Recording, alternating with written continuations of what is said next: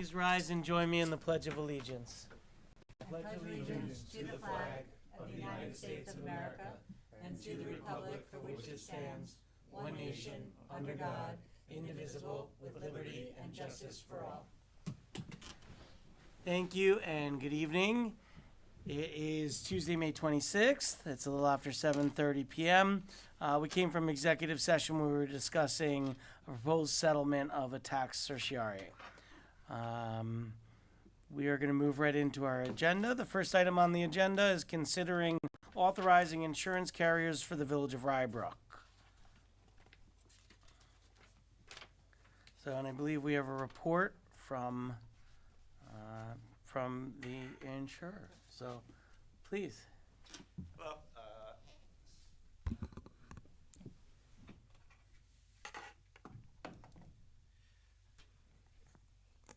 hi, I'm Michael Goldman. I'll be presenting the village's renewal report for their insurance renewals. I have with me Brad Hamburger in case some of your questions get a little bit more complicated.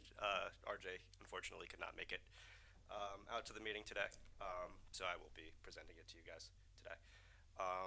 So this renewal report includes the village's package policy, workers' comp, cyber, and accident death dismemberment policy. So let's get started. So first we have the commercial property policy. Nothing really changed this year. The building and personal property limit went up 3% due to inflation. That's usually pretty normal what they do every year. It's just a 3% increase. The rest of it, deductibles, limits, everything else remain the same. Same with the inland marine limit. It also got increased by 3%. General liability, same thing. All the limits, all the deductibles, same as last year. We did negotiate with travelers an optional increase of the deductible to $5,000. I believe the savings is about $6,200. It should be at the end. So that's just an option if the villages would like to go with it. But this current quote is presented with the same deductible as last year, which is $1,000. So moving on, public officials liability. Again, same thing, all same coverages and limits as last year. Nothing's changed. Employment practices. Is there a way to make that bigger? Yes. Is that better? It's very dark. The words are in black. Yeah, it's not like that on my paper, but for some reason it came out like that on here. Do we have any eyeglass insurance? That'd be useful. That's extra. That's what I was afraid of. Well, not much to look at on this page, That so actually hopefully helps. the rest of it is still normal. Again, it's all the same deductibles limits as last year. So I think we have. public it. officials, not much to. That's the renewal report? Yes, this is all part of the renewal report. Yeah, and you'll I be can able see to it see in white it. here, Yeah. yeah. Yep, It's a little easier. Yeah, it's in the backup. It's easier to read. Yeah. Yes, I read through it before. Okay, so law enforcement liability, same thing. We went to travelers, we negotiated with them an optional increased deductible for increasing the deductible up from $5,000 currently to $10,000. Again, I think the premium savings for that is about $1,700. I have to double check. You'll see all of it at the end in the premium overview section.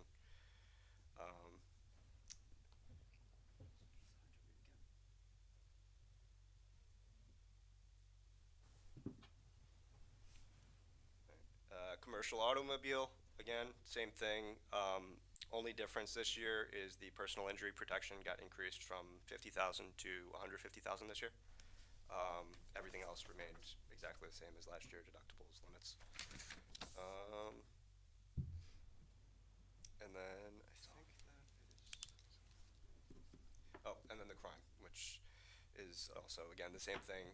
Same limits, same deductibles, everything else for crime. Cyber liability, this is a separate policy, not with travelers. This is with another company called Cowbell. So the same incumbent insurer as last year. Last year, the premium was about 4,697. This year, it is going to be 6,885. So it did increase quite a bit. Unfortunately, the village did have two somewhat substantial claims back in 2023 and 21. And the total came out, I think, to like around $41,000. So that's the primary reason for this increase. We tried going back to them, seeing what we could do. Unfortunately, it doesn't seem like they'd really be willing to come down much. We went to other insurers as well, I think about 16 total, and this is significantly cheaper than anywhere else we could find. There's only one other insurance company that even offered below 10,000. So this is still definitely a very competitive quote, even with the increase. Other than that, all the limits and deductibles are the same as last year. They did change just due to the claim. They lowered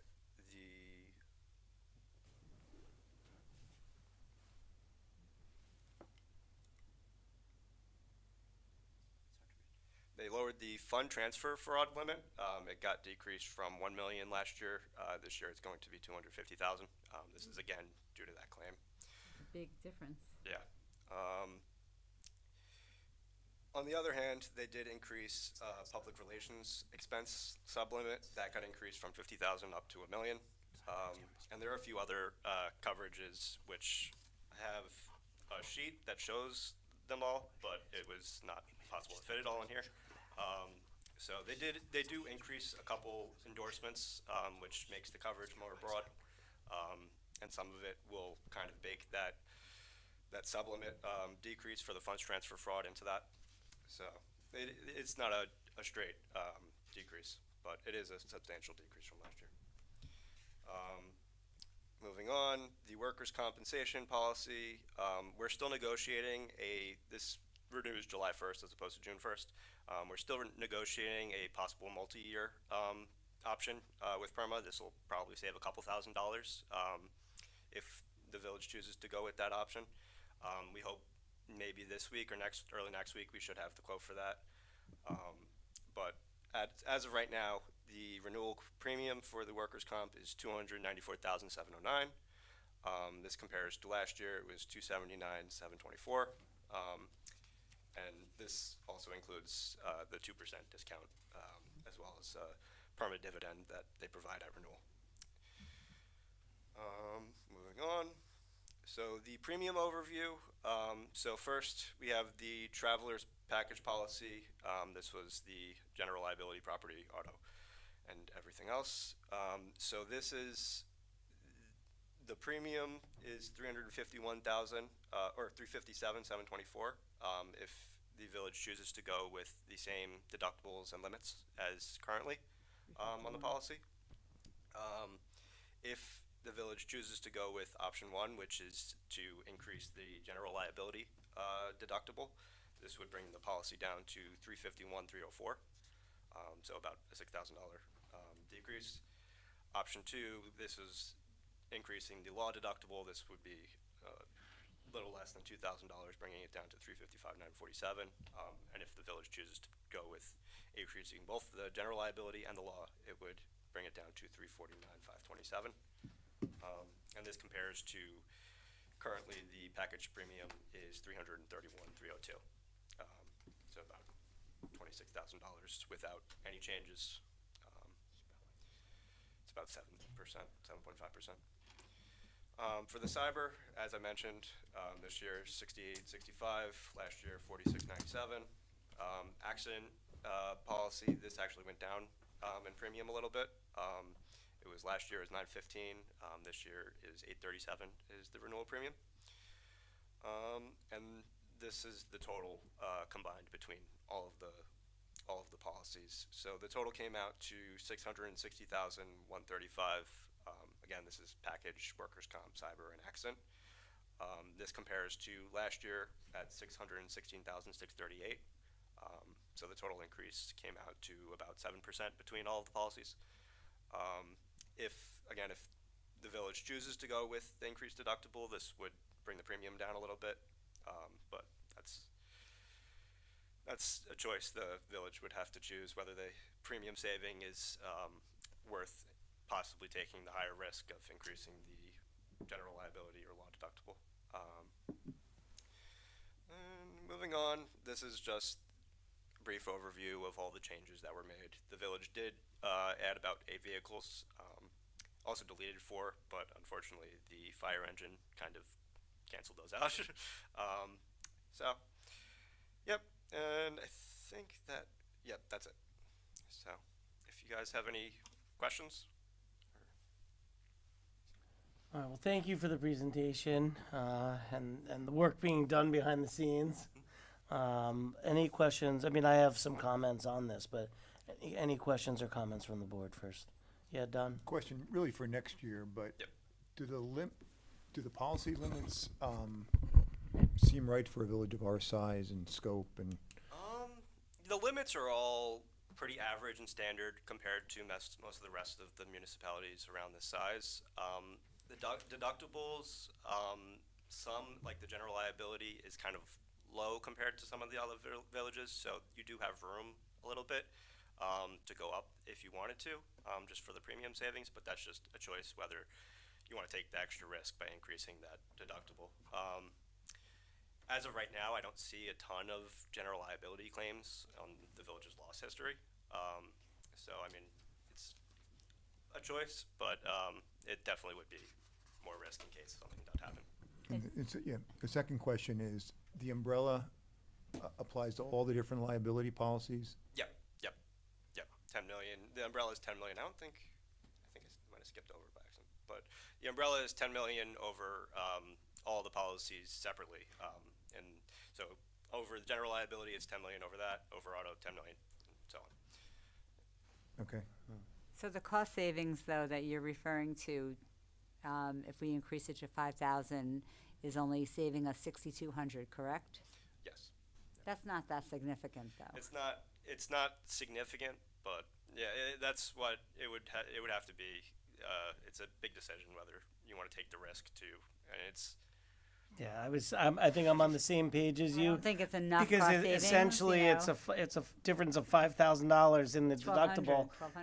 $1,200. You get one claim and there goes your savings right there. So My it biggest just doesn't seem. issue is the cyber liability. I understand that we had a claim, and I would imagine that that is a growing concern and why they want to limit it. Yeah. So fund transfers, I don't know how frequently we actually transfer $1 million. That's total, or that is for the year? I mean, how does that work? Because if we were to break our payments to 250, would that cover everything? 'Cause Yeah, that's our so limit. I think it's per claim, I believe. Per claim, so that yeah. way, so when we're paying somebody, for instance, when we're paying for our fire truck, Fire truck consultant, I think. no, fire truck, the million. Yeah, no, but It's I'm saying when it's it $1 million happens. So we should probably, to protect ourselves, pay them in Installments. installments, and that would cover us. That'd be a good idea. Yeah, Okay, so that's the points I want to make. right, understood. But if it's artificial, but okay. Yeah, Just to It's not follow up artificial, on you would be Don's covered question if it was Yeah. a problem. concerning the umbrella policy, Yeah. is $10 million in the aggregate sufficient? Yes. So. I mean, I have $10 million as an individual. Yeah, RJ actually does as well. It's funny you say that.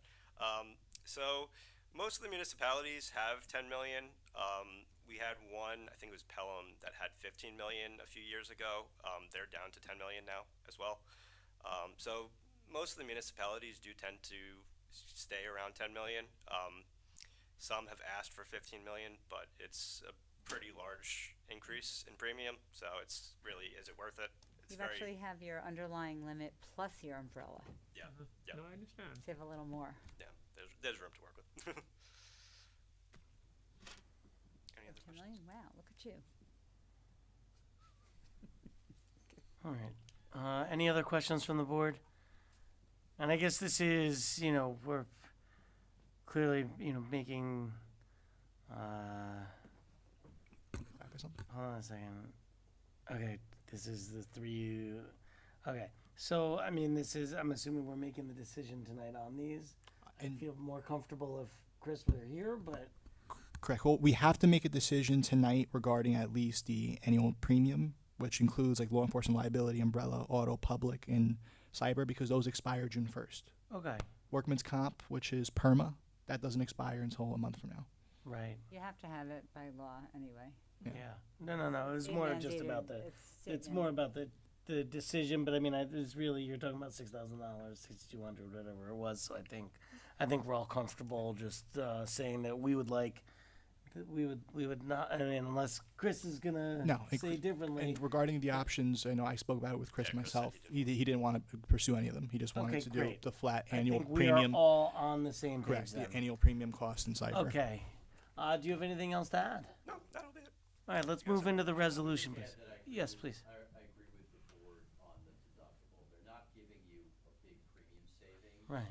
for the higher deductibles, and that's a good thing in the sense that the village has had very few claims. So the reason they're not giving you a big premium savings is the lack of frequency.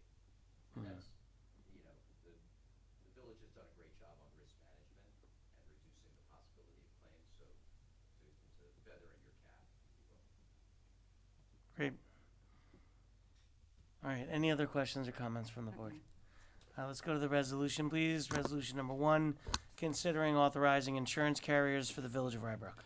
Whereas, after comparing details of the coverages, the village's risk manager, RJ Impastato, of FOA and Suncorp, and the village administrator recommend that the village board select travelers insurance for property liability, law enforcement liability, umbrella, auto, public, officials, and crime coverage at a total estimated annual premium of $357,724. And whereas the village's risk manager and village administrator recommend that Cowbell / National Specialty Insurance Company provide cyber insurance coverage at a total estimated annual premium of $6,865. And now therefore be resolved that the Village of Rybrook Board of Trustees hereby authorizes Travelers as the village's insurance carrier for property liability, law enforcement liability, umbrella, auto, public officials, crime, and cyber insurance coverages, and Cowbell National Specialty Insurance Company for cyber insurance coverage. And be it further resolved that the mayor and administrator are authorized to execute and deliver all documents necessary or appropriate to accomplish the purposes of this resolution. Thank you, Craig. Can I have a motion and a second? So moved? Second. I almost said Chris. I just had to hesitate there to make sure. That's all good. Any other questions or comments from the board? Trustee Epstein, Yes. Trustee Heiser, Yes. Trustee Crom, Yes. and Mayor Klein. Yes, thank you, and thank you for your work, and also good to hear that, you know, your opinion on that. It does, you know, mean a lot to us to know exactly where we're coming from and be comfortable with our decisions. So thank you. Yes. And I'll also say my personal thanks as well, because they now act as our brokers too, and we appreciate the hard work you guys put in to get us these rates, because I know it's not easy. Thank you. Thank you. All right, resolution number 2, considering authorizing a temporary certificate of occupancy extension for 81 Windsor Road. Whereas Quinn and Kayla Peoples, I hope I got that right? Peoples, okay. The owners of 81 Windsor Road have an open permit for interior demolition and framing work within the residence. And whereas the Village of Rybrook Building Department has issued, let's just say Quinn and Kayla Peoples, 3 30-day temporary certificates of occupancy, TCOs, which is the maximum allowed under Village Code. And whereas Quinn and Kayla Peoples are requesting additional time to complete outstanding work associated with their permit application, and whereas the Village of Rybrook Board of Trustees is authorized to grant additional temporary certificates of occupancy to applicants, now therefore be it resolved that the Village of Rybrook Board of Trustees hereby approves or denies the request for an additional temporary certificate of occupancy for Quinn and Kayla Peoples, the owner of 81 Windsor Road, and be it further resolved that the temporary extension of the temporary certificate of occupancy shall be for X number of months, should the board choose to grant it, from the date of expiration of most recent TCO or temporary certificate of occupancy. Thank you, Greg. And I think we're gonna hold off on a motion second because we have to actually put a number into that, of the number of months. And I just want to give a little background and I just, my understanding, and again, please feel free to correct me if I'm wrong. My understanding is that that you relatively recently purchased the house, and you're looking to do work on a parcel of the house, and that the contractor was potentially doing work that was beyond the scope of what had been applied for in permits. During inspections, this was found out, you're in the process of replacing your contractor and are looking for an extension on the TCO. Again, as Greg said, the max allowable under our code is 3 extensions of the TCO, which amounts to 90 days. That's why it now has to come before us. We'll talk about this as a board. I can tell you my personal feeling is that I would want to extend it for 6 months. That gives you some time to hopefully find the new contractor, get your work done. But again, we'll discuss this as a board. So you came here tonight. Please feel free to tell us a little bit about the situation, what's going on, and why you're looking for this. We purchased the house last year in July, and then we underwent the construction of it. We applied for the permit, and then our contractor, he went beyond the scope of the permit, so we let him go. And so now we're trying to find a new contractor and address the underlying structural issues that are in the back addition of our house. The all the other portions of our house are fine, they're done, but it's the back portion of the house that has structural issues that need remedying, so that we can bring them up to code. So we need extra time in order to do that. I guess as just a first question, and then I'm obviously going to open this up for questions from the board, but I guess I just put it into my mind of 6 months. How much time do you think? We think 6 months. Okay. Yeah. Okay. Questions of the board? What are the structural issues? So we discovered once we had eyes on it that the foundations were built incorrectly. They were not built deep enough below the frost line, and since it was an addition, there was a permit to make the space back in 1985, and so whoever the inspector was missed this on inspection, and it was never caught until we brought in our architect and our engineer, and they identified the issue. So obviously that's a serious issue. It's not just like putting up a wall or something. We have to actually go down into the foundations and fix them in that particular room. So that's why we need the extra time. Right. Yeah, and I think I read something, because we had a lot of backup information on this, that it might have been actually earlier than 85, that it was kind of maybe as far back as the 50s. 1958. But it was it's interesting to think about that when the village only became a village in 1982, and codes change over time. I have no idea what the code was back then, so I can't even speak to whether it was to or not to code, because I have no idea. I only know what our current code is, but We actually found out that the 1958 permit was for a different part of the for a house. different. Yeah, okay, so got it. This permit for that room was in 1985, and on the documents that we saw from our FOIA request, we saw that at some point in some of the documents, dates were transposed. So at one point, there was a document that says permit 399. It says 1985, but 399 was actually from 1958. So there was some mix-up with the dates on a lot of the documents that we received. So that's what led to a lot of the confusion.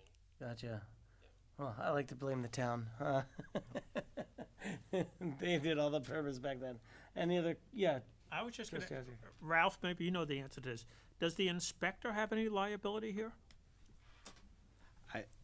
It's hard to say going back that far. I would need to see the documents. I haven't had. No, a I chance meant in terms of the inspector not catching the structural damage when they bought the house.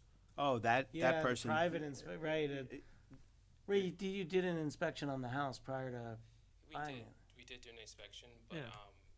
This was only discovered once we attempted to redo the floor in that room. So the inspection that we did, a normal inspection, doesn't really take into account the foundations of the home.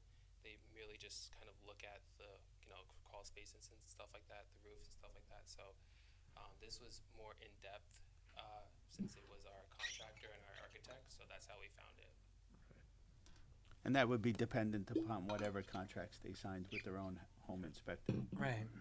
Yeah, I know nothing about this field. Yeah. I would imagine you're having trouble getting somebody to work on the house Well, yeah. because they don't want to take on somebody else's mess. Yeah, well, we were referred a couple people from our engineer and architect, so we're gonna explore their options. These are people they work with regularly, so hopefully one of those will be the right one. Terrific. If I could just offer a suggestion, I've seen in some of the backup information and heard tonight the room or area being referred to as different things. I heard back addition, I've read family room, I've also seen sunroom area, so I would just like to clarify exactly what space Right. we're talking about. Right, can you clarify that? Yeah, so that's another discrepancy, much like the dates. So what we found is that the 399 permit from 1958 called the area the family room or sunroom actually, but that was not used as a family room or sunroom. So the area now from permit 2519 is the actual sunroom and family room. That's what the previous owners use it as, and that's what we're planning to use it as. So it's called different things on different places. Do you have a survey or plans? Ralph, do you want to see what it looks Well, like? I think just for purposes of tonight, if the board refers to it in any granting of the application, if the board refers to it as back addition / family room / sunroom area, does that capture everything? Yes. Yes? Okay. Okay. Thank you. I'm just looking at the resolution to see if it's stated anywhere in there, but I don't think it's stated. But maybe we need to find a place to add that Right. because Yeah, it is what I- specifically for that. Yeah, for what the I area. was thinking of is that grant the application for a temporary certificate of occupancy for the residents, excluding the back addition / family room / sunroom area for whatever time period the board is willing to do, with the following conditions: that the temporary wall separating the main residence from the back addition / family room / sunroom area remain in place, that the applicable monthly temporary certificate of occupancy fees continue to be paid to the village, and that the building inspector be allowed to conduct site inspections of the premises as determined in the reasonable discretion of the building inspector. Okay. That All would be correct my for when you read recommendation. it? And I can does repeat that- it if needed. Did you understand everything? I mean, to me, it sounds a little bit bad. I'm sorry, when you say that continue to pay the fees, what specifically? Is there a monthly TCO fee? Yes, yes. There's any TCO fees that are recurring. That's what the fee you're referring to. So, the reason that we're here is trying to avoid that TCO fee, being that this was something that was inspected and overlooked initially, right? Because it was granted, a certificate of occupancy was granted for that space previously. And that all existed at that time. So, for us, what we're trying. Best, can you just speak into the mic? No, it's okay. So what we're trying to do is we're trying to forego those fees due to the fact that it was something that we kind of inherited without knowing. Because, somebody from the village obviously inspected this earlier, right, in 1985. And the laws and the the codes have not changed that drastically since 1985. So, I mean, if we were paying, how much is the fee? It's like increased as well, like per renewal. Same thing. Just so it's got to be picked Increased up. per like renewal. So yeah, if like she's saying, this is something that we kind of inherited. So I don't know if if we were made to pay it in the future, if it would continue to rise the price, but we just feel like it's something that kind of was given to us. It kind of blindsided us. Only thing is I just don't think that's possible. Right, yeah, It's- and it's I in- don't it's know in our whether code. we have Yeah, I the don't- ability to waive the We would fees. not be able to waive the And- fee. And I kind of, it would, you know, in retrospect, it would have been nice to have Steve here. Yeah, Help unfortunately, answer some of these. And I'm I just did a quick search. Now again, this is relying on internet data, not me actually looking into our fee schedule. But it seems like and Michael, maybe you know from, yeah, because it says the first TCO is 400, seconds 500, and then third and beyond is 700. That sound about right? All right. It's That it wouldn't go up from that. It would just simply be that fee for those. each different month. But again, that is 6 months. That seems. I don't think we have the ability to waive I the don't. fee. And I don't think My we- guess for now would be no. Well, Doesn't seem equitable. though. no, I know exactly. So I don't think we have the ability to waive that fee, unfortunately. So what would be the point of the extension then? That you keep the TCO. Yeah, and you can remain within the So- residence. The idea being that the TCO stays in place, because if the TCO is not in place, then it may make it so that the property is considered not livable because of the ongoing construction. So, Well, it's definitely livable. Yeah. Because it has well, it's a been, determination made by Yes. the building inspector. It's not something that's made by us, and that's why it's a temporary. Yes. And so that's why we put the conditions in place. right, so that going would- back to what, So it this sounds like there would be a gentleman wall said. Yeah, between there where the is. work's ongoing and where that is, that stays in place. Yeah, And then it allows for the TCO for the rest of the house essentially, except for where that ongoing construction is. right. Yeah, so that I understand. And it makes it, and because the building inspector can only, by our code is limited to, well, the code states that a TCO is only for 30 days. And the building inspector is allowed to extend that 3 times. But then once that limit is reached, that's why it has to come before us. And I don't think you're gonna see So if it much comes to pushback us- here. I think we're very willing to extend this TCO. We want you to be able to finish the work. We understand that this is a hardship, and if I guess it's you guys that are in the home, so welcome to home ownership.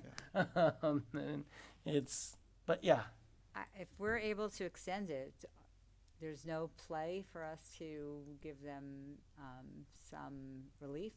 I have no idea. To be honest, I have no idea. I think that's I- kind of why we would need. Yeah, Ralph, I- do you want to weigh in? I'd have to research that issue, and we could always come back before the board at a later date if it's determined that you Right. can do something.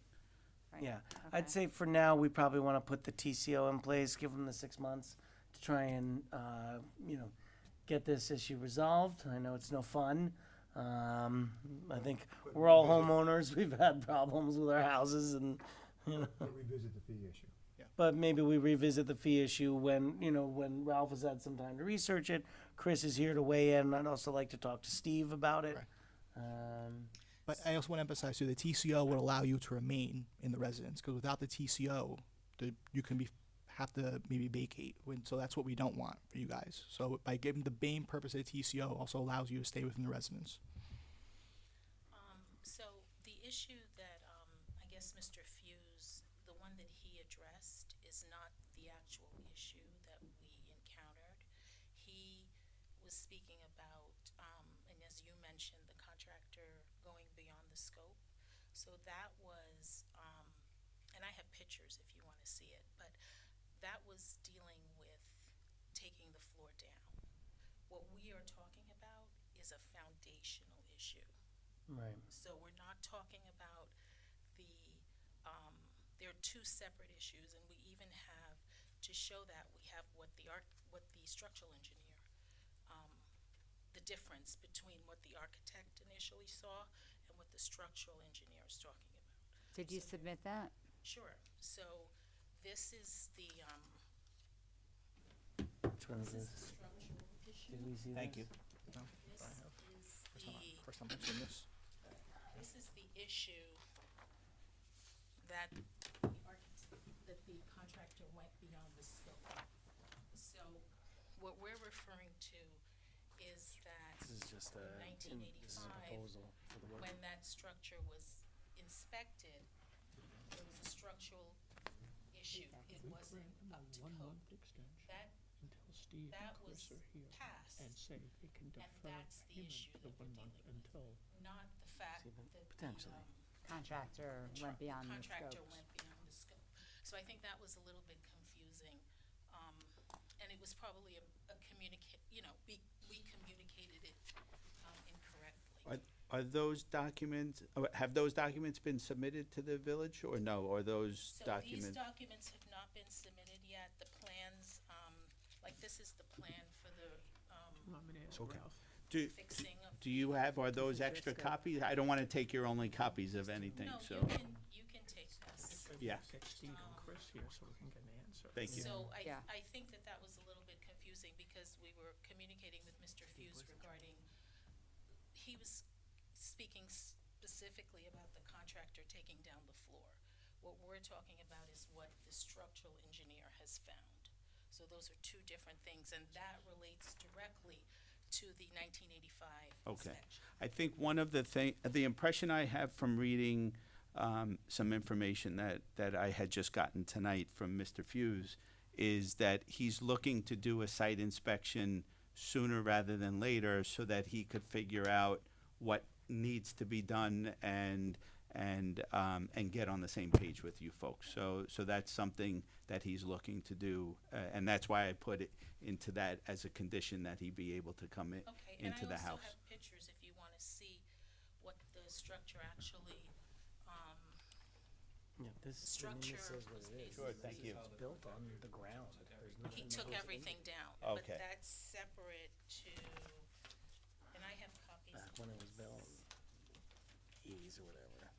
That's separate to this issue, which is, inadequate foundation. Okay. Oh, this, I mean, it's on Cinder. Thank you. I don't know. And these are all copies that we Yeah. could keep? Okay. Thank you. Thank you for providing all these documents. You read this, right? I haven't read it yet. I wanted you folks to see it, but I will. Here, yeah. I'm not an engineer, so I can't really Yeah, this is just a figure that out, proposal but for the do you work. wanna see that? and you Okay. can see that that proposal is very different from what the architect describes. Collect all the documents. I know. Yeah. Or a proposal I think for there's the- a lot of a information here proposal that for we the have to, architecture, I think, not that we have to Could you imagine digest. us, though? We had to like absorb sure. all this, Yeah. learn Well. it, and like, we have no clue. Yeah, I'm surprised. I mean, this seems to be in crawl space, so I'm surprised that your inspector didn't catch this on the, because or at least the title company. You would think that they would be looking at what permits were open and closed on the house, and what work had been performed, and then comparing it, and then the inspector. I mean, should have been in that space looking at looking at it. So I'm surprised it didn't come up when you were purchasing the house during the inspection. And again, that's the crawl space, but the foundational issue is a little bit different, because that actually has to do with What's not seen. what's not seen. Yeah. That's the Right. second, That's and, this- exactly, and Right. you can hire somebody, I guess, to do that type of Right. in-depth. We It's wouldn't have unusual. known Yeah. to do that, Yeah. so. Yeah, I was gonna say, why would you even think of Why doing would it? yeah, exactly. Yeah. So, Yeah, but on the same token, I don't think this discussion, we're trying to figure out who's at fault regarding past inspections, right? I've heard various people on, I don't want to attribute to anybody, but saying it was a town inspector, it was a village inspector that missed it was your inspector that missed something. I don't think this, for No, the purpose this, of this right, hearing, yeah. we're talking about time frame and fees, absolutely. if we have the authority to let you continue to sort this thing out. And obviously, we're gonna be part of sorting it out, but Right. I don't wanna give the impression that we're trying to figure out who's, Oh yeah, no. No, and I just didn't want you to be considering the wrong issue. So the issue, there are two issues, the contractor taking down the floor, the issue that we're here about is the Right. structural. Right, and well, I mean, and certainly, you know, when the contractor started taking down the floor, it was doing work beyond the scope of the permit. It was probably a stop work order at that point. And I'm assuming that you have all the permits in place for the remaining work that you need to do. Aside from you need to still hire the architect and so you'll be applying for more permits after that. Yes. Once you have the plans in order to do the work to get that stabilized. Right. All right. So I've heard a couple of different ideas here. Yeah. Yeah. I mean, I personally, you know, I'm definitely in. All right. So, if we were to put a 6-month on this resolution, and but I think there's a desire of this board to have a little more conversation with Chris and with Steve. So, one of the ideas that I've heard floated is that we put the 6-month on it, but maybe defer payment on the first month until we've had time to properly discuss this. That's okay with me. Okay. Absolutely. You okay with that? Yeah. All right. So let's put a 6-month on this with the conditions that you outlined. And then let's defer the first month payment of the TCO to allow us to have better conversation with the village administrator, the building inspector, and see exactly, you know, where we go from there. Just bear with me while I try to get this as well. Yeah. Now, obviously, we want to give you time to get the work done. Again, I'm sorry that you ran into this. It's not the first time that someone's run into issues with a house that they purchased relatively recently and went to go do work. Pleasure. I think my contractor wanted to kill me multiple times because of everything we kept finding there when I was doing work to my house right after I bought it. So I had a 3-year-old and a newborn when we were doing the work. So at least you don't have the screaming little children around. Just let me know and I'll jump in. Give us like 30 Yeah, seconds, no, just take your time. Yeah, just so him and I can go for this. You had the advantage of growing up in a house, though. I I grew up in Manhattan, never lived in a house until the one I'm now living in. And so whatever my inspector told me, I just shook my head and said, sure. I had no idea what he was talking about. The easiest homeowner, Family room. no problem. Yeah. Nor did I want to know. Well, welcome to Rybrook and either Welcome to case. Rybrook. Yeah. Yes. All right, we'll get to the resolution in a minute. I'm just figuring everything out. You could say upon the following conditions. Or with following conditions. Well, you'll see me walking my dog around the neighborhood. You have a dog? Set the temporary Yeah. wall, I didn't know that. Yeah, What kind of dog? Tibetan Terrier. separating the Big, main small? residence from Small, the 30 pounds. She's a mama's girl though. She doesn't care about me much. No, it's who feeds her. What? It's usually, I feed her. She won't eat though for me. She'll just sit there and stare at it. separating She the won't. main residence I come home. from. She'll kind of look up at me and then go back on her daybed. You sure she's not a cat? Judy, Judy comes home. She's screaming and running and barking and. Because that's what it sounds like. The main Main residence from the back really? You had terriers too? slash family room. Do you have one now? No, I remember you showed me a picture Okay, same thing. once. Family room, sunroom. Yeah. Houses are terriers. They are? Sunroom. I had a Lhasa Apso Is that the applicable? when I was growing up. I I try and had write as one. fast as I can. Yeah, we just had Me It's easier if you type it. doodle. This thing's not working, so. Oh my God, I love him. Yeah. What you could do is, Like once you playing- say, with the following conditions, you could turn it over to. Oh, yeah. the Cute. I think Name? I'll do that. That makes the most sense. Very nice. Okay. All right. So can you please read the resolution? Want me to start from the get-go, just from now, therefore be resolved? No. Start from. You don't We have already read most of it. Why don't you? Start Yeah. from now, Start the now therefore. Okay. Be- Is that acceptable? Yeah, that's All right, fine. Great. Now therefore be it resolved that the Village of Rybrook Board of Trustees hereby approves the request for an additional temporary certificate of occupancy for Quinn and Caleb Peoples, the owners of 81 Windsor Road, and be it further resolved that the extension of the temporary certificate of occupancy shall be for 6 months. With the following conditions? Sure, and this, the temporary certificate of occupancy is for the residents. It excludes the area that we've been discussing tonight, that has been referred to as the back addition / family room / sunroom area, and the conditions are that the temporary wall separating the main residence from the back addition / family room / sunroom area remain in place, that the applicable monthly temporary certificate of occupancy's fees continue to be paid to the village, with the understanding, however, that the first month payment is deferred pending further review of this situation, and that the building inspector be allowed to conduct site inspections of the premises as determined in the reasonable discretion of the building inspector. Everyone up here comfortable with that? Yep. Okay. You're comfortable with that? Okay. All right. Can I have a motion and second, please? So moved? Second. All right. Trustee Epstein? Yes. Trustee Heiser? Yes. Trustee Crom? Yes. And Mayor Klein. Yes. Thank you. Good luck. Yes. I hope it goes well.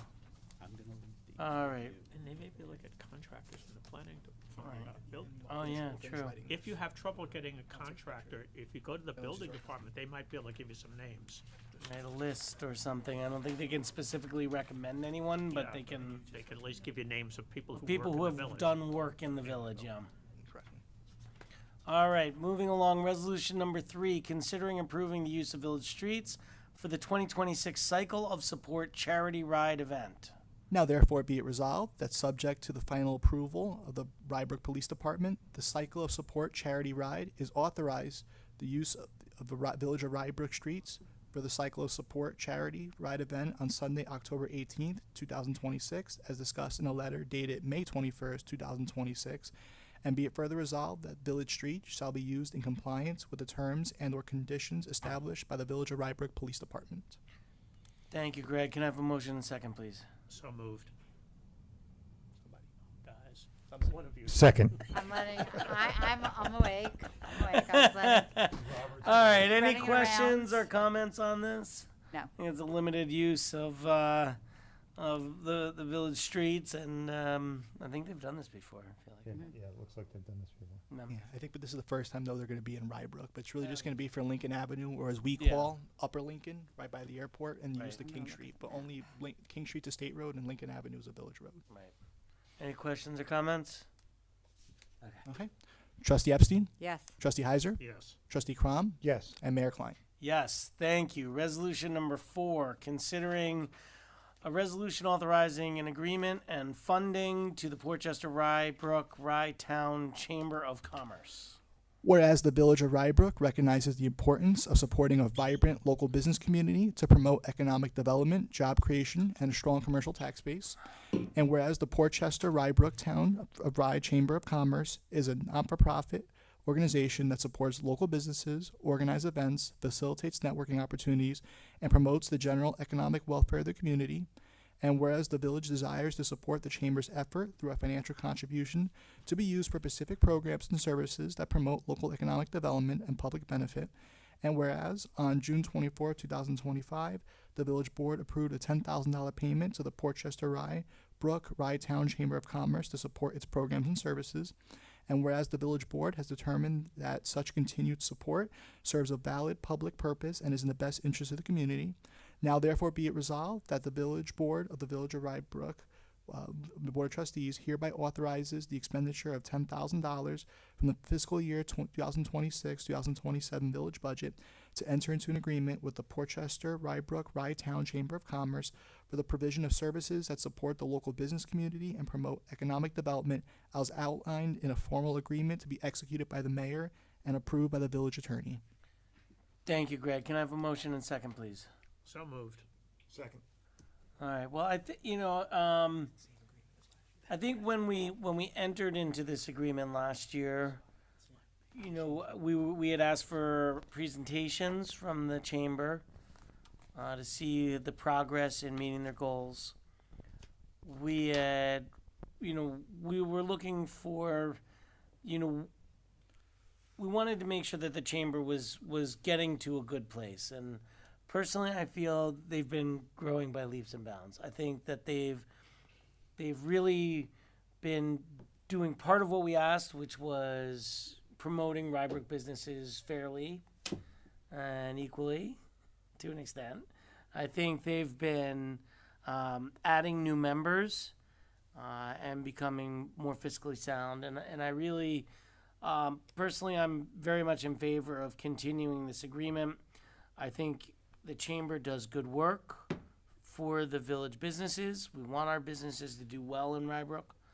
And so, I'm pleased to see the direction that the chamber's going. Certainly, this is open for comments, though. This is something we have to vote on. So, anyone have any other comments? I do. All right. I think Cammie's doing an amazing job, and yes, I agree. We have great growth, and we've seen it. I still do feel that it is not a. There's tremendous growth in PC because of all of the growth that they are undertaking with the buildings, the luxury high rises, etc. And I don't know if this formula is going to be ongoing, and also the fact that there's a third name on there that's and they are not paying what we are paying. So that is what I am putting forth also, and I wish that Chris were here because I know that he is on the board. Right. So that's my only point. So Okay. I think- I hear you. They've made tremendous strides, and I credit that to Cammie. Everybody's very excited. It's energized, and it is good for our businesses. I will not say that it is not. And she includes us in everything, and I love that. And I'm happy to attend these things and, make things better. But at some point, I don't know if we should be funding them to that level. Right. And I completely understand. And maybe we need to start the conversation this year of saying that next year that this may not come, simply because of the disparity. Right. So that it may be altered, or we'd like to see, town contribution and possibly more contribution than from Portchester than Rybrook, since a lot of the businesses tend to be in the Portchester district. So, at the same time, it is, I do feel absolutely that it's good for us to be part of this chamber. So, Yes. Don or David? I'm certainly open to talking to them, everybody, about sharing. I do think generally, though, the businesses bring a lot to us, and in terms of dollars and cents, it's obviously hugely important to our tax base. It's 20% of our tax base. Mm-hmm. If you look at what they get for that, obviously they're getting police, fire, EMS, et cetera, but they're not getting the recreation programs, the senior programs, et cetera. This is our, in a way, contribution back to the business community. We're also getting, to the extent they do well, they're also giving us sales tax in addition to the property taxes. I mean, I think this could pay big dividends, but yeah, I follow your logic about the sharing, in other words. That's all. I think. And if you look at the number of ribbon cuttings and things we've gone to, I wish there was more in Rybrook. That's just not where it's at right now. But yes, I understand the sharing issue, but I'm very supportive of the chamber overall. And I don't think 10,000 seems like a huge number, given that, like I said, they're missing. Like, they're not sending people to the senior community. They're not sending the rec programs. Right. So this is their version of that. And I don't think it's a ton, but that's just my opinion. Right. And it should be noted that this is budgeted. So Right. Yes. No. I understand. But for I the would public listening at home. Right. I just want to have that conversation start for next year. Absolutely. That is my point. Yeah. And Mayor, I if I think can, that's really what the key is, which is to start the conversation before we find ourselves up against a resolution to fund again. Understood. and Mayor, if I can just add a couple Please. things, so the points that Trustee Epstein has made, I'm sure the discussions have started on those. I know that, and Chris, of course, I've been to some of those meetings myself with the Chamber Board. Chris definitely goes because he's on the board. He was a non-voting member, goes a lot more than I do. But a lot of those funds, or mostly all of it, is really to support the executive director because she is a staff of one. So it's really to kind of give her that assistance, Cami, because it's a lot of work that she has to do. Yes. So that's why, main reason that Chris's recommendation, I know, is for us to contribute that equal amount, even though, yes, we do have a substantially less business community than Portchester does, but it's really to support the executive director and her goal and her mission to make the chamber as best as she can make it. No, I totally, I'm not looking to No, I cut her understand. funding. Yeah. I'm looking to cut our proportion. And I just want to understood, give, It's just why we agreed the same amount, but I see your Increase point. the other people's. thank you. Yes, it Yes. doesn't so much affect ours as increasing the others. Yeah.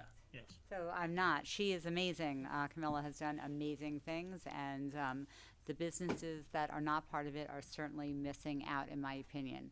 So they do pay in also. Yeah, In order they to do. be part of it. They pay- they There- pay- they there pay is a a mem- fee. they pay a It's a fee, very fair membership fee. fee, but I think that she gives them so much in return, and being part of this is really important for them, and they should see that there is a benefit.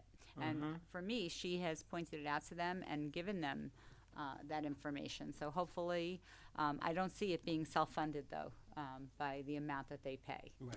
for a very long time. I mean, there is an argument to be said, like, just like people from other communities can come to our camp, our summer camp program, and they get the same sort of fees. We do in Rybrook benefit from going to new Portchester businesses. Well, we So support them. it's- It's you're paying right. for the right to go to those businesses, No, though. it's, yeah, no. You know, When you're I not look at getting all- it for free. No, when I look at all the intermunicipal agreements, it's a complicated formula of all the different Right, puts but and takes. what I'm but just yes. saying, size-wise, if you look Yeah. at the disparity of the communities, there's so many more businesses in Portchester. They're twice as big as well, right, yeah. At 3 least, times, at yeah. least, because they have 3 that whole times, yeah, downtown. Yeah. The one thing I would say to that, which is the businesses in Portchester, if they're thriving, makes life in the village of Rybrook more desirable. Right, Yeah. right, that's what I'm saying. Right. Yeah. And Yeah. so it No, they're behooves done- us to make sure that both Portchester and Rybrook both do well. Yes. Yes, You know, Absolutely. right, but by. Right. by And I think by we can frequenting it, absolutely. You're supporting them. certain people to pay more money. And I think we can actually absolutely continue to have that conversation with the board. We will talk to Chris about having that conversation with the board. So in terms of this resolution, do we have a motion and second? I think we do. We do. Any other questions or comments with this year's? All right.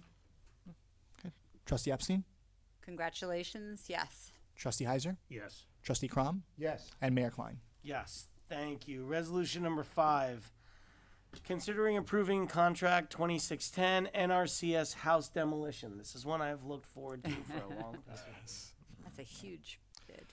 Whereas the Village of Rybrook has solicited bids for contract number 26-10 NRCS house demolition, and whereas the bid for contract number 26-10 was advertised in Journal News, or LOHUD, as the official newspaper of the Village of Rybrook on May 6, 2026, and was also made available on the Empire State Purchasing Group bid system, and whereas at 10 o'clock Wednesday, May 20th, 2026, all bids were opened and summarized below. I'll just briefly go what the bidders were and then their totals. Gentile Construction, 451 Old Nepperhan Avenue, Yonkers, New York, for a bid amount of $1,313,200. These are total bid amounts.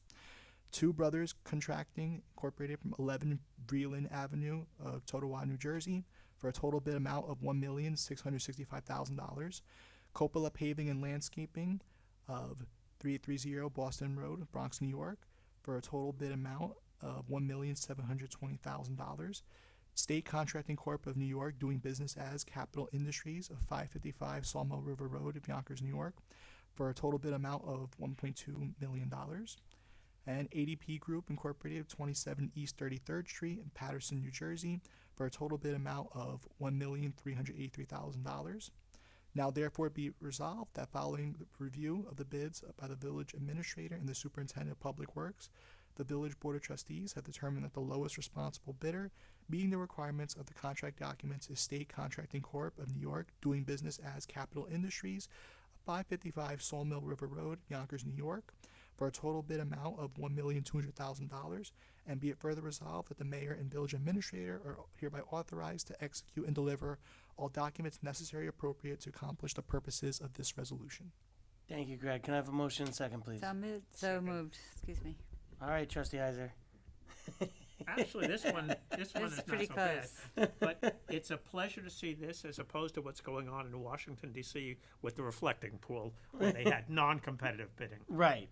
No, and absolutely. And I think, being a responsible local government, we are absolutely putting it out to bid. It's nice that we received a number of bids on this. I think 5 is relatively competitive. This has been a long process. And I would just also, this is so for the public watching at home, this is actually not going to cost the village a dime. That we are approving this amount tonight, but it is completely reimbursable through the NRCS grant. That this was the same grant that we used to purchase. It's 8 houses that we ended up purchasing. There were mid-20s that qualified. 14 of them signed up to get more information. We ended up purchasing 8 of the homes. We have been in design for the demolition. I've received a lot of questions about when is that house coming down? And so now the design is complete for the demolition of the homes. That's the next step, that now the homes come down and then it needs to be engineered. Does this include the grade? Michael, you would probably know better than it. Does this include the grading for floodplain? It says site The site something work? on it, on the last section.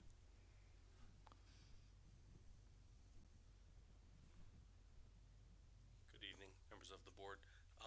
This contract includes everything from the demolition of the houses to the asbestos abatement hazardous material to restoring the properties to their original state.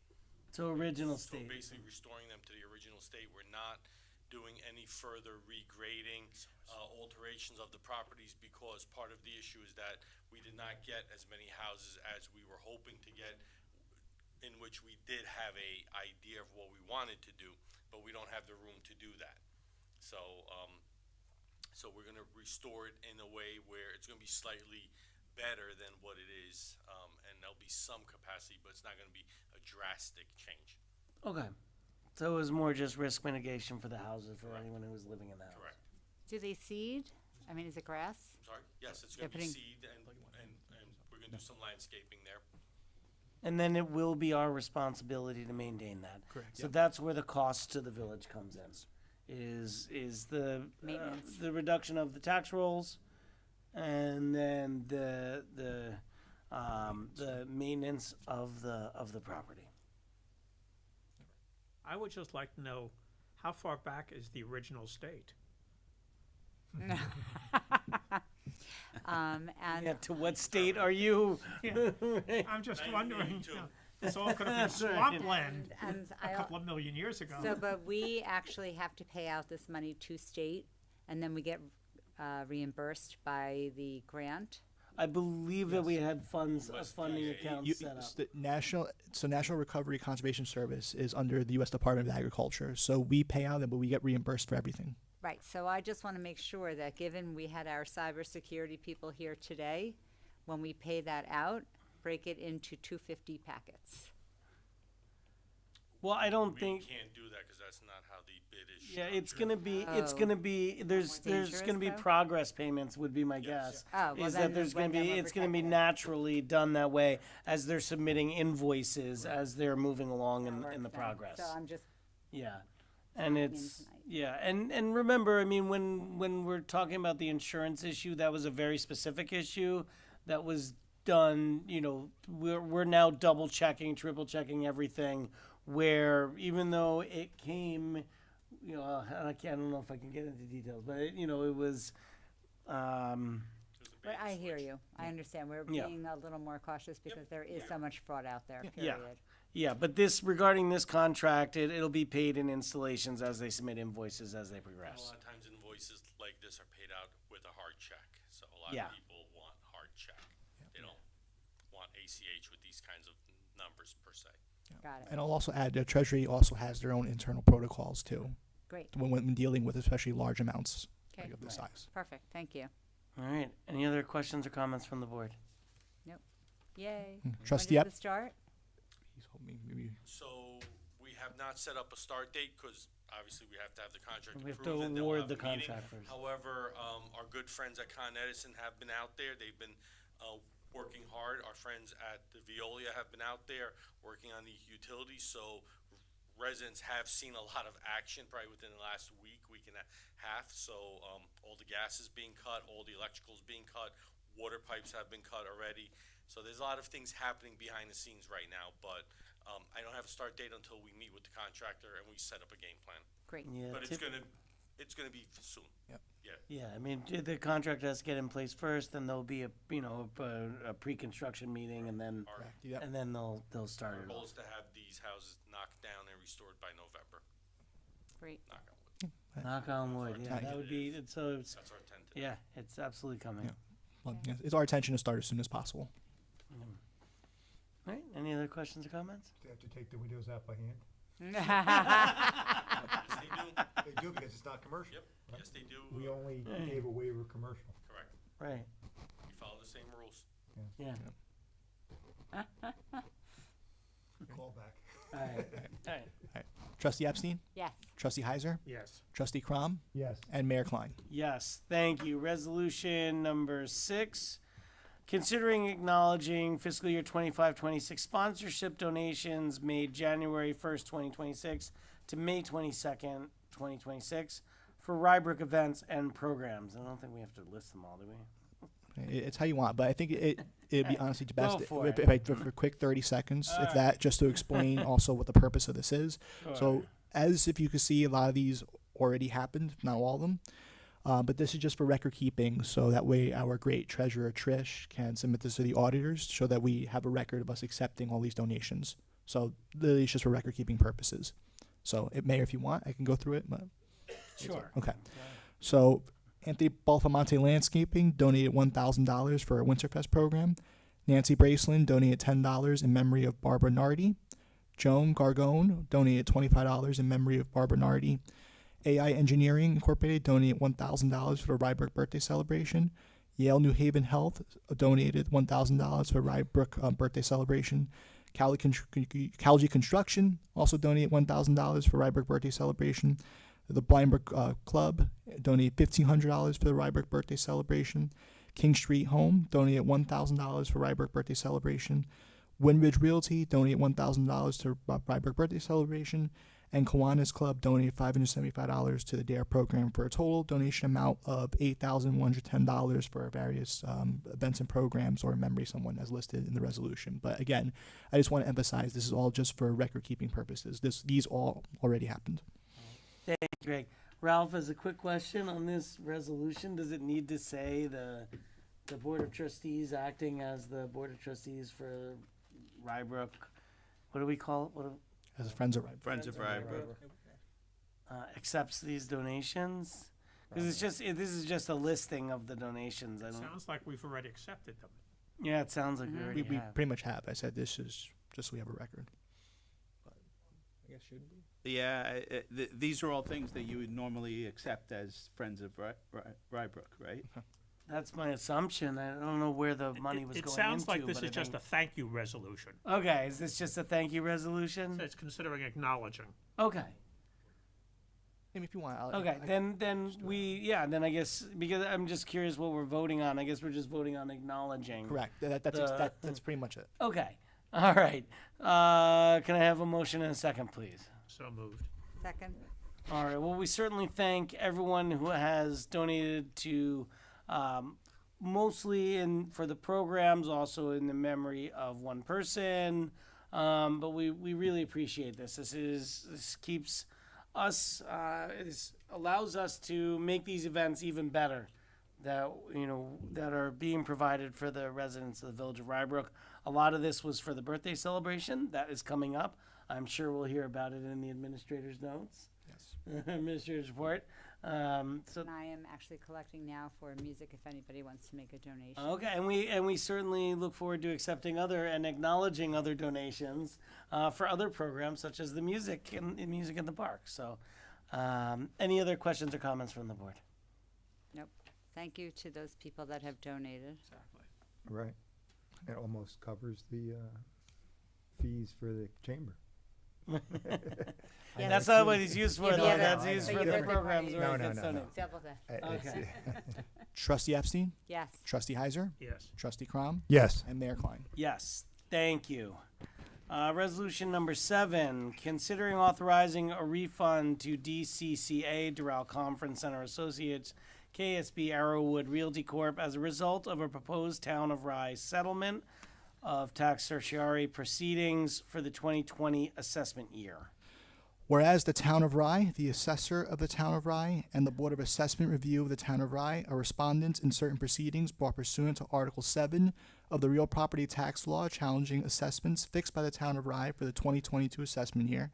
And whereas the proceedings are captioned as followed: County of Westchester IDA versus DCCA LLC as its agent, and Doral Conference Center Associates ATIMA versus the Assessor of the Town of Rye, the Board of Assessment Review in the Town of Rye, and the Town of Rye.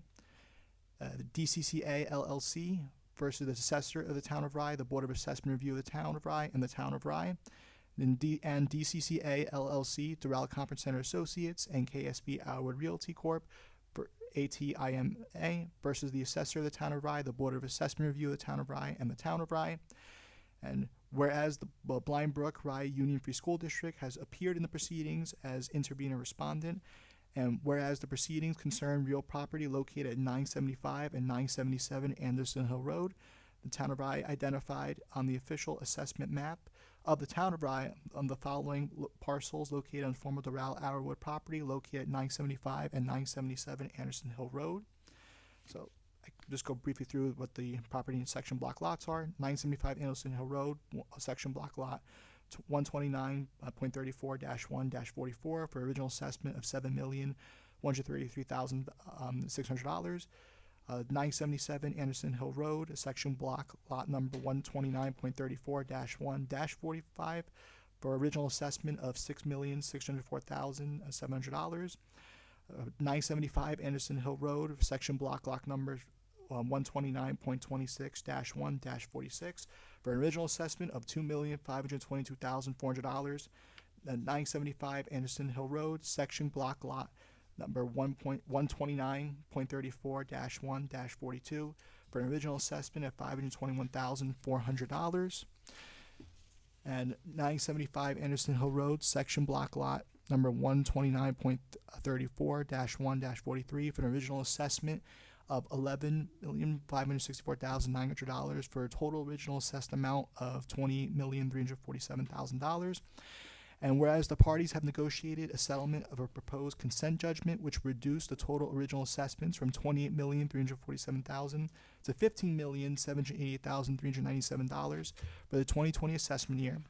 And whereas the proposed consent judgment further provides for refunds of taxes and collection fees attributed to the reduction, together with statutory interest under Real Property Tax Law 726, provided that interest shall be waived in payment if the payment is made within 60 days from service of the consent judgment with notice of entry, time being of the essence. And whereas the town assessor and special counsel for the Town of Rye have reviewed the proposed settlement and recommend that the town board authorize settlement in accordance with the terms of the proposed consent judgment, which is anticipated to be considered at the June 11, 2026 meeting of the Town of Rye. And whereas if the settlement is approved by the town board of the Town of Rye and the Supreme Court, Westchester County, through entry of an appropriate consent judgment, the Village of Rybrook will be required to refund the taxes and collection fees attributed to reduction in total amount of $121,739.15 for the 2020 assessment year. Now therefore be resolved, subject to approval of the settlement by the Town Board of the Town of Rye and the Supreme Court, Westchester County, through entry of the appropriate consent judgment, the Village Board of the Village of Rybrook hereby and authorizes the refund of the of the Village of Rybrook taxes and collection fees attributed as a result of the assessment reductions for the 2020 assessment year, resulting in a Village of Rybrook repayment in the total amount of $121,739.15 to be payable to the petitioners in this matter. Thank you, Greg. Can I have a motion and second, please? So moved? Yeah, it's a mouthful. Second. Okay, so, and you know, this is this is something that we've seen before. This is something that happens. You know, the hotel was operating in 2019, 2020. It was not. The assessment had already occurred. We that you know their value was much less when they weren't operating. You know, this is it seems like a lot of money. It's gonna be more money for the school. And we, you know, this is, and again, for those watching at home, this is something that's independent of the village. The assessment is done through the town of Rye. So this is done through the town. That's why the town was negotiating the settlement. The settlement occurred. We believe that this is in the best interest of Rybrook. And we want to try and, now, you know, people may say, why are you passing this right now? Instead of waiting until after the town has approved it in their June 26th meeting. And that's because our fiscal year ends on May 31st. So we are trying to get this done before that time. Ralph, do you want to add anything? No, these things happen, as you said, from time to time. And the explanation with the hotel going out of business makes the circumstances understandable. Yeah, that's pretty much it. Yeah. Right. And I will assume that there's no chance that the town of Rye will not approve this. I mean, they were the ones going through the settlement proceedings, so I think it's pretty safe to say that they will approve it. I would imagine that the Supreme Court would approve it as well, given that both parties have signed it. Yes, and the town attorney who helped negotiate the settlement, you know, Mr. Tartaglia, has recommended it to the town as well. Any other questions or comments? Again, it's unfortunate when these things happen, but again, it is a resident of Rybrook that was, the property owner owns property in Rybrook, so a resident of Rybrook, and they were, paying taxes at a higher value than what the property was actually worth at the time. It's also my understanding that the assessment that the town of Rye got a new assessment based on this, and so that's where. So it's not like it's just the applicant saying this is what my property was worth. This was actually the town of Rye going out and doing a new assessment based on the information. And this only affects the 1 year. It's not like It only affects the 1 year. not like this times 5 or Just for something. 2020. Yeah. And it's Yeah. just a one-time payment that we have to pay out for the 121 $739.15 as per the settlement. So only 2020 is the year when the hotel closed. Will we have to do this? And again, and the town and the school district also have to make their payments. I just want to clarify, just from reading the resolution, I haven't reviewed the backup, but it looks like they've reduced the assessment for the 2020 assessment year, which has resulted in these refunds. But once they reduce it for 2020, that means it's reduced since then, in corresponding amounts. So, it may be that this 121,739 figure is not just applicable for 2020, but is it attributable from 2020 through the present date? And that's what I had asked, and I asked that while we were discussing it. And they said that you said that this was. Well, I mean, this is the payment. This is the payment. And the reason why I say that is if you look at the now therefore be it resolved language, it says approves and authorizes, Village of Rybrook hereby approves and authorizes the refund It's going to happen every year. for taxes and collection fees attributable as a result of the assessment reductions for the 2020 assessment year. So that seems to suggest to me that it's from 2020 moving forward to the present time. So it might be like 20,000 a year, you're saying? I'm not It's not sure. 120,000. There's a lot in the backup. No, but There's a good amount of information in the backup, and I was looking at it before. It's in the executive session backup materials, so it wouldn't be accessible Got to the it. public. But it shows a breakdown of the different parcels. It shows a breakdown of what the different payments were, and how they got to that number. Right. I do agree the resolution's a little confusing, though. Right. It leads you to believe that we might be looking at, Yeah, the resolution's a little confusing. I must say, in my very limited intellectual capacity, I agree with Ralph that the way this is worded, the amount of money, the 121 and change, is the total amount that we would ever have to pay. Yes. Yeah. This will resolve the issue. Yes. Okay.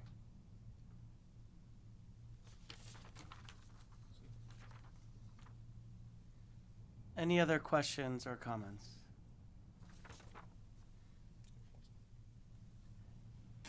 Do you want to? You should so be. we're Okay. not negotiating it anyway, quite frankly. No, we're not. We have It's- no, we have, We don't the really point have a is we say don't in it. have control. Yeah. Right, you don't have much of a say, but what I expressed before is what I believe is happening as a result Yeah. of this. That's We're my not looking at understanding as well. another 120 I payments. No. I don't think No. you're going to get hit with a 2021 assessment or a 2022. I think this The fully sense I resolves. have is, as a result of this change that was negotiated in 2020, they calculated what the refunds would be for you folks through the current date. Yeah. Okay, so that is, Yeah. that is, Right, and it does say it there. Yes, it says, yeah. You can read that line out Okay. loud. This is a letter from Dan Tartaglia, from the Tartaglia Law Group, and it says that in addition, as part of the overall resolution, the petitioners have agreed to withdraw all other pending tax years being challenged. Yeah, That's it. That's a good. This is that it. is, that's the Right. sentence That's we the needed sentence. That's to- the sentence that they want. Yeah. That was my understanding in our discussion. That's my understanding as Could well. we put that in another whereas? No, Whereas? no, it's okay. in the settlement. Yes. So it's All right. right. And as the mayor and the attorney said, we really don't have much to say in the matter. We're really just agreeing to the settlement that the town, they said they. And this is They- allowing it's us to also transfer the funds before the end of Correct. Before the end Of the fiscal year. of the fiscal year, Yes. which is in 5 days. Yes. All right. Any other questions or comments? Trustee Epstein, Yes. Trustee Heiser, Yes. Trustee Crom, Yes. and Mayor Klein. Yes, thank you. Resolution number 8, considering the replacement of outdoor signs at Rybrook Village Hall. Whereas the Village of Rybrook street sign and police directional sign at Rybrook Village Hall are in need of replacement, and whereas the village received a total of 9 written quotes for the removal of the existing signs, the creation of identical new signs, and the installation of the new signs, and whereas the lowest quote received by the village was for $7,299.25 from Signs on Demand of 450 Westlake Drive of Valhalla, New York. Now therefore be it resolved that following review of the quotes by the village administrator and superintendent of public works, the village board of trustees hereby approves the replacement of the street sign and police sign at Rybrook Village Hall and accepts quote from Signs on Demand of 450 Westlake Drive, Valhalla, New York, to perform the work in the amount of $7,299.25. And be it further resolved that the village administrator and superintendent of public works are hereby authorized to execute and deliver all documents necessary appropriate to accomplish the purposes of this resolution. Thank you, Greg. Can I have a motion and second, please? So moved. Second. I was hoping there were going to be pictures in this. I actually had to Yeah, I was drive gonna by to look at the signs because I don't think I notice them anymore. I come in so regularly, they don't even look. So I had to do a drive by. This is a To- very to see. disappointing resolution. And and again, I'm really glad we got so many bids and that we went out to bid on this. This was something that possibly we got some quotes and it's doing things the right way. So Appreciate all the work that went into this. Can't wait to see the new signs. Or drive by them and not Well, notice. since they'll be identical, you might not know it. I might not notice. I know exactly. All right. Okay. Trustee Epstein? Yes. Trustee Heiser? Yes. Trustee Crom? Yes. And Mayor Klein. Yes, thank you. Resolution number 9, considering fiscal year 25-26 general fund budget modifications and transfers. Okay.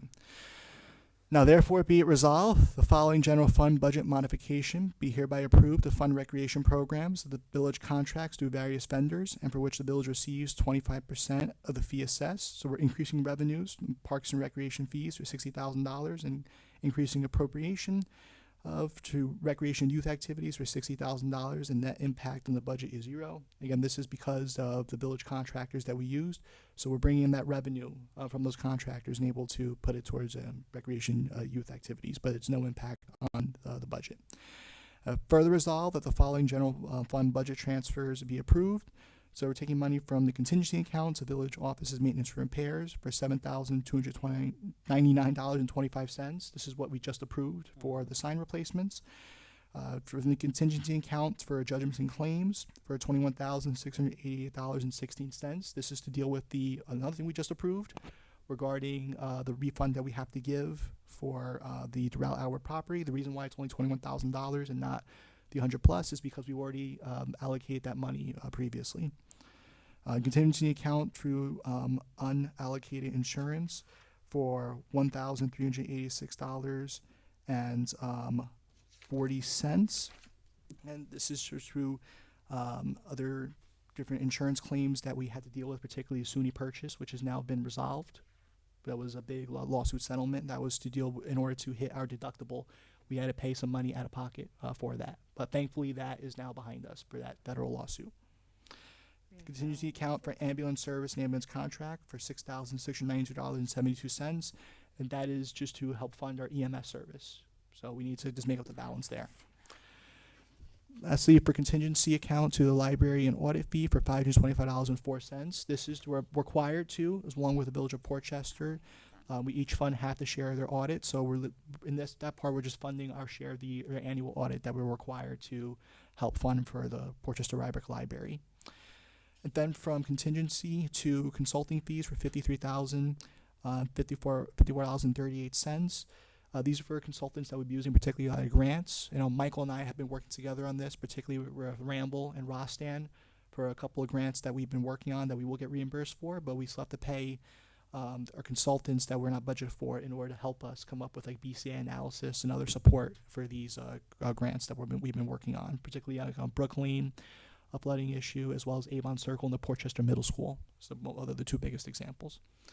And then lastly, for street light, going from the count from street lighting to refuse and disposable fees for $32,000. This is again the county increasing their refuse and disposal fee, or known as tipping fee, and it's something that we all have to pay, not just us in Rybrook, but all the municipalities in the county. So there really is no way about it. They've just increased their fee according to Michael, and it's just a new fee that we have to incur in order to, you know, when CRP Sanitation takes its garbage and recycling over through their county refuse facilities.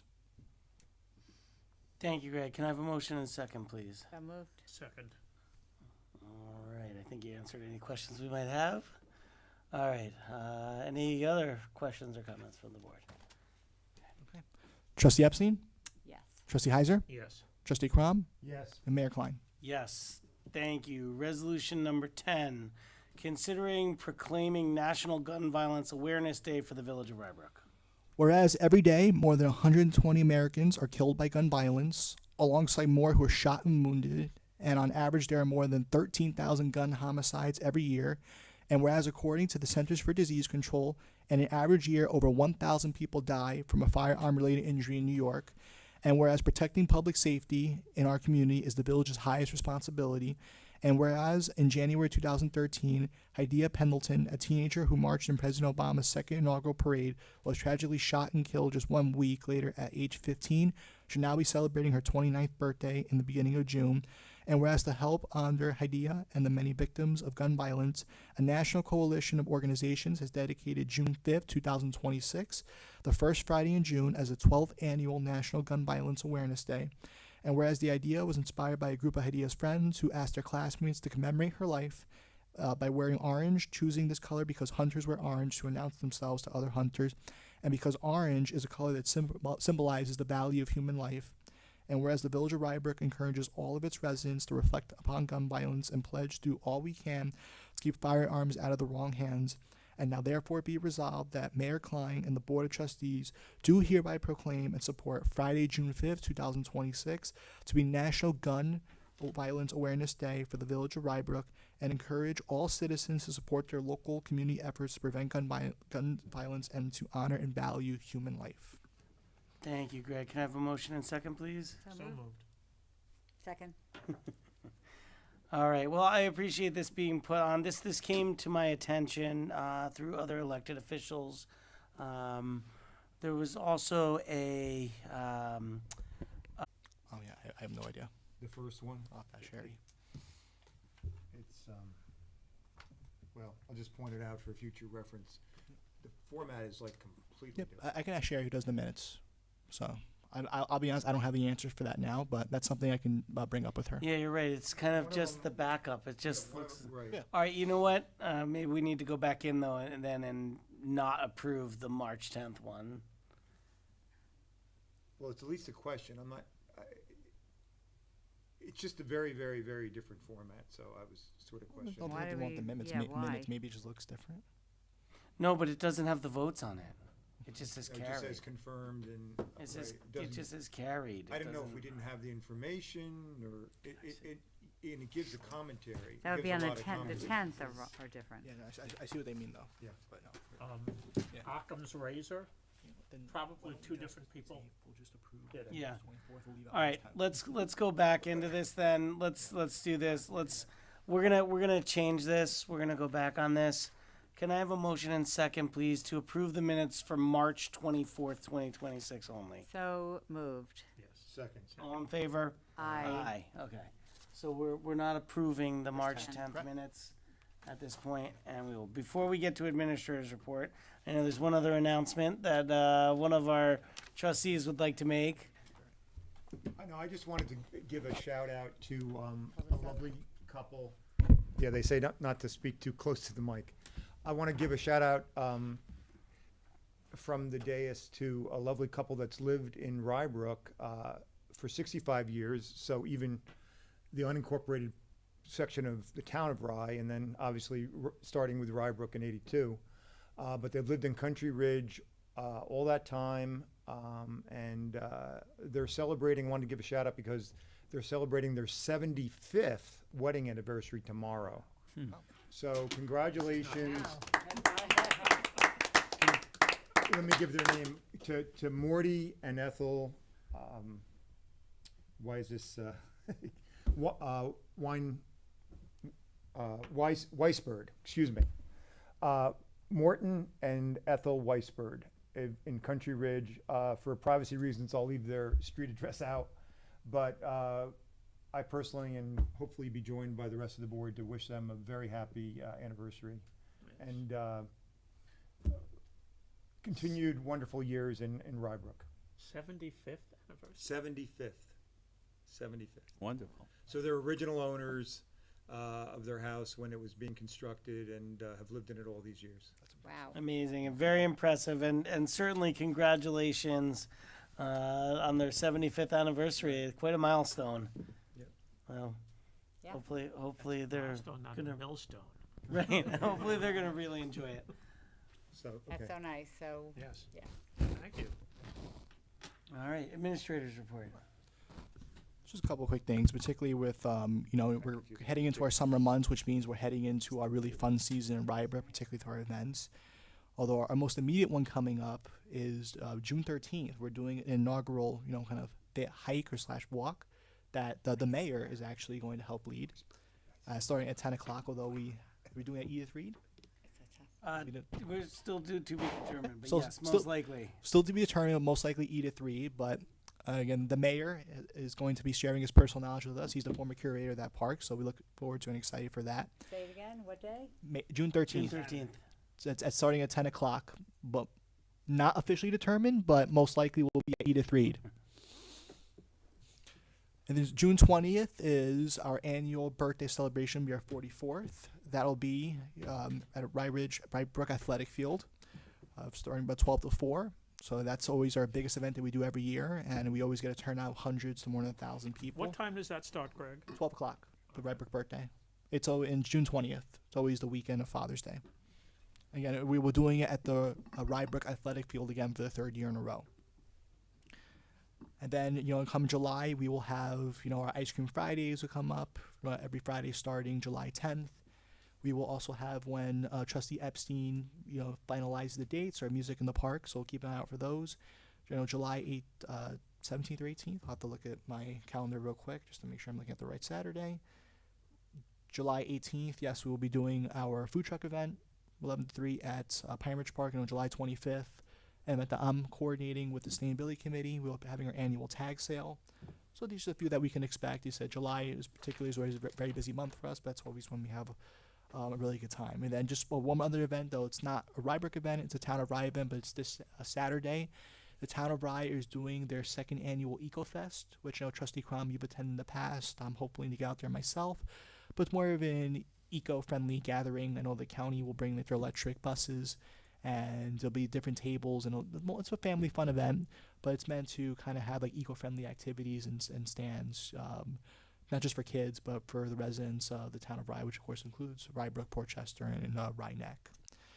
And just one other quick thing I just want to mention, we will mention this more as we get closer, but just to start giving the heads up now, starting sometime around July, we of course don't have any hard dates locked down. We're doing road paving, but we just want to start getting out there. It's our intention to pave North Ridge Street this year.